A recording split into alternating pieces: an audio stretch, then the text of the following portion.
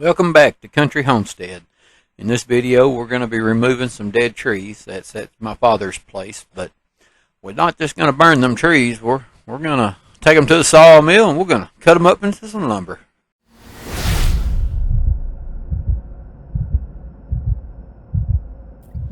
Here is going to be our first dead tree. It was dead at the butt of the tree down at the bottom. About halfway around it was dead, rotting up about 8 or 10 foot. So we're going to go ahead and get it cut down before it falls down. And of course the top of the tree is still alive.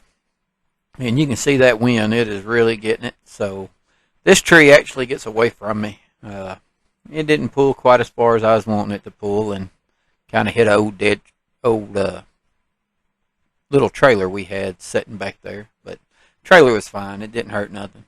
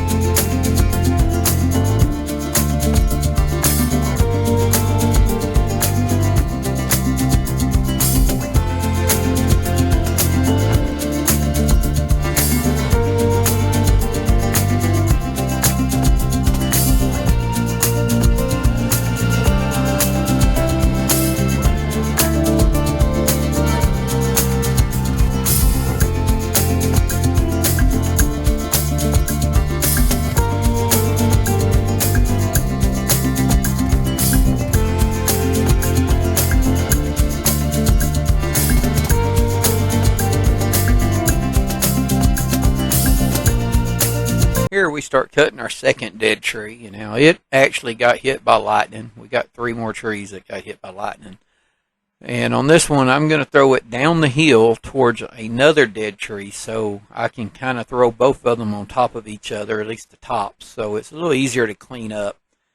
You know, them dead trees, when the limbs start breaking out of it, we keep it mowed down there pretty good, so we don't like the limbs falling out, so we'll go ahead and cut it down and clean it all up so we ain't got to worry about it. A little before, we had the front tire on the tractor blowed the inner tube out, so we had a flat tire on it, so we couldn't use it. So my dad, he was kind of riding around in his mule there, and my nephew was throwing some dead limbs in the back of it, try to, you know, do a little busy work as I was cutting them all up.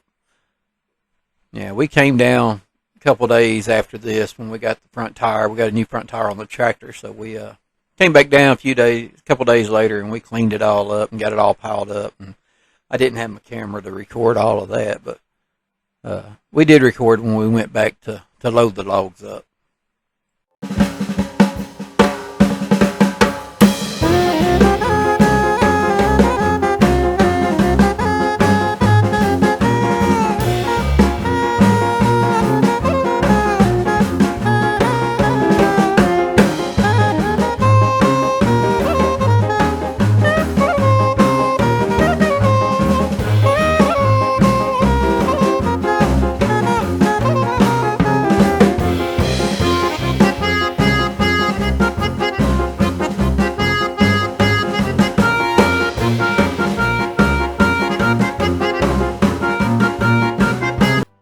Here's the third tree, and you can see I'm kind of sizing it up, seeing what size the heavy side of the limbs. And I kind of knew where I wanted it to go. I wanted it to go back to the top of that other one, but you just got to double check everything, make sure that's where you can put it. And you can see the wind still blowing real good. And I kind of kicked the bottom there because it is rotten on the bottom, but it all went good. I cut my wedge there and get on the backside, start cutting her, and I put me some cutting wedges in the backside, hammer them in, and this kind of help where we make it go.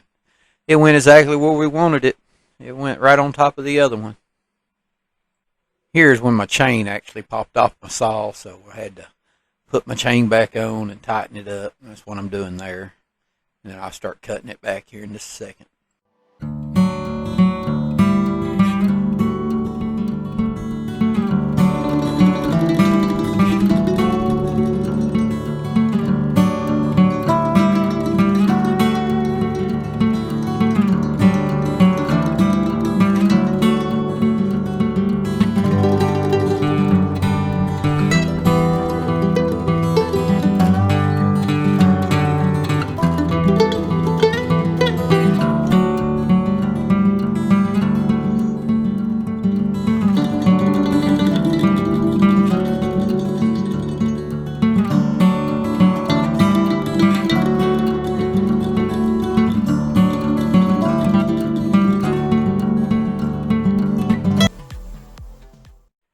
If you see here, you'll see I have a logger's tape that I used to measure the logs. You'll see it pop up right there. I'm measuring the log, and it has a nail on the end of it. You just stick it into the end of the log, and you go down. That's a 50-foot tape, so they make them to where they're 100-foot tape also, but for me, a 50-foot's all I need.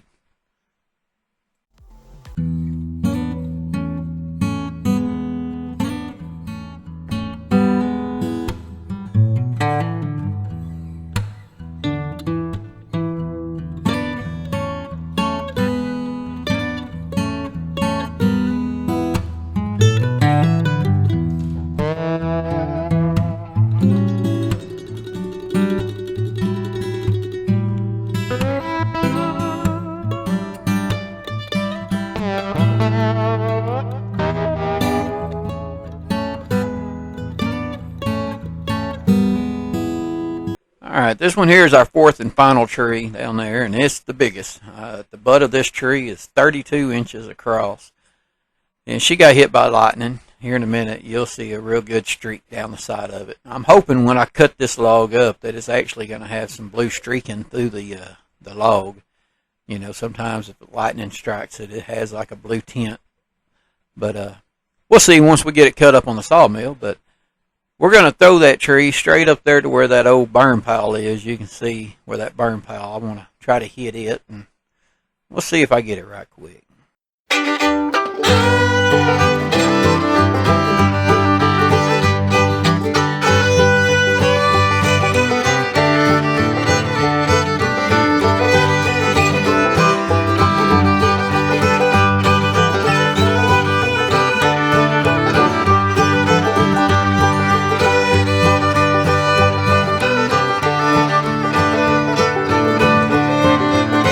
Now here you can see I'm using my wedge. I put my wedge in the back of it, kind of give it a little tap, and the tree just kind of leans on over and sets.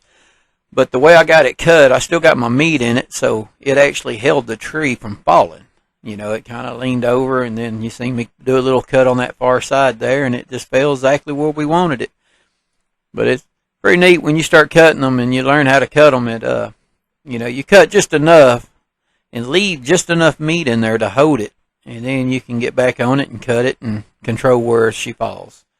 And right there, I'm just doing a clean cut on the end. Like I said, my saw has a 20-inch bar on it. And, I'd cut one side and then come over the other side and cut it. So it has a good straight cut.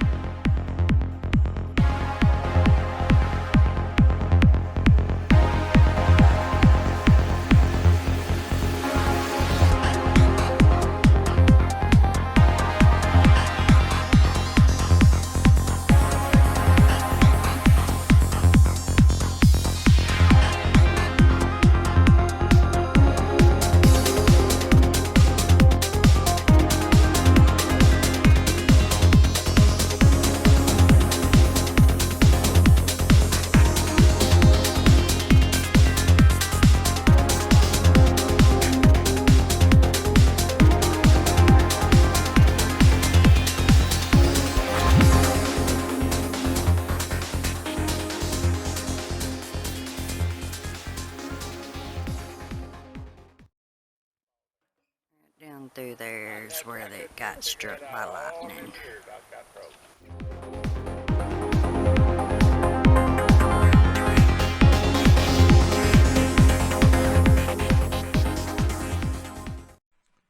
And here's where we bring my dad's International flatbed out. It's a 2-ton truck.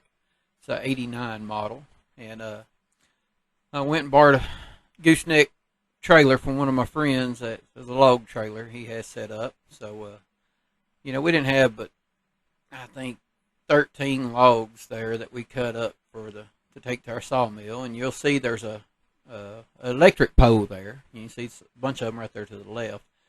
I got one of them poles from my dad because my meter loop that I got is actually just a little short, and I want to put a new pole up so I can stick it farther in the ground, so I ain't got to worry about when I put it up by the house that it will lean over. So that's the pole there. We'll stick it on there first, and then we'll load all the logs up and try to get that thing back to the sawmill and get them all unloaded tonight, because this is in the evening after I got off work from the woods, and we got out there and got everything moved up there and got it ready to go. So we're trying to get it done before dark.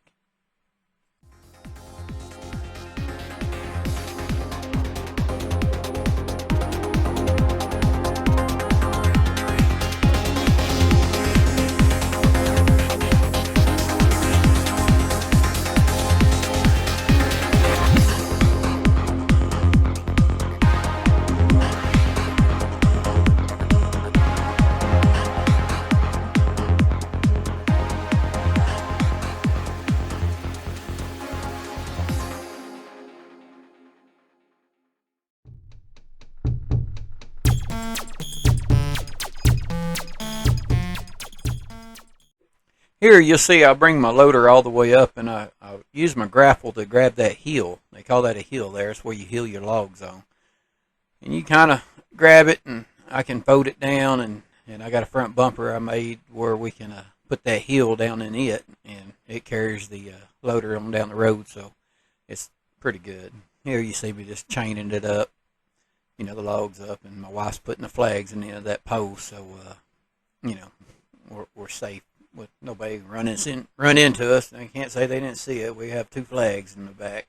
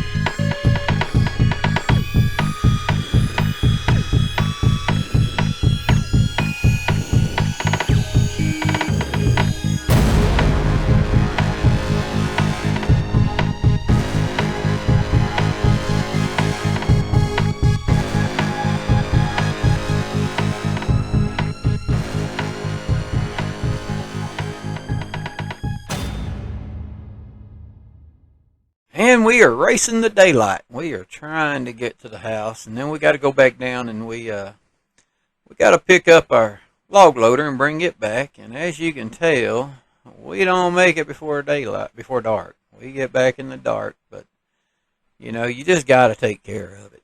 You only got so much time in the day. We started our day out that morning at 4 a.m. and when we finally end up getting them logs unloaded, and then we take the trailer back to my friend's shop and drop it off, and then bring the truck back to the homestead there and get our service truck and get back home. It was 10:30 that night. Time we take a shower and eat. And it was right at 12 when we finally got to bed and got back up the next morning at 4 a.m. and started it all over again. But I mean, that's just some of the things you got to do it. I ain't griping. I enjoy every bit of it.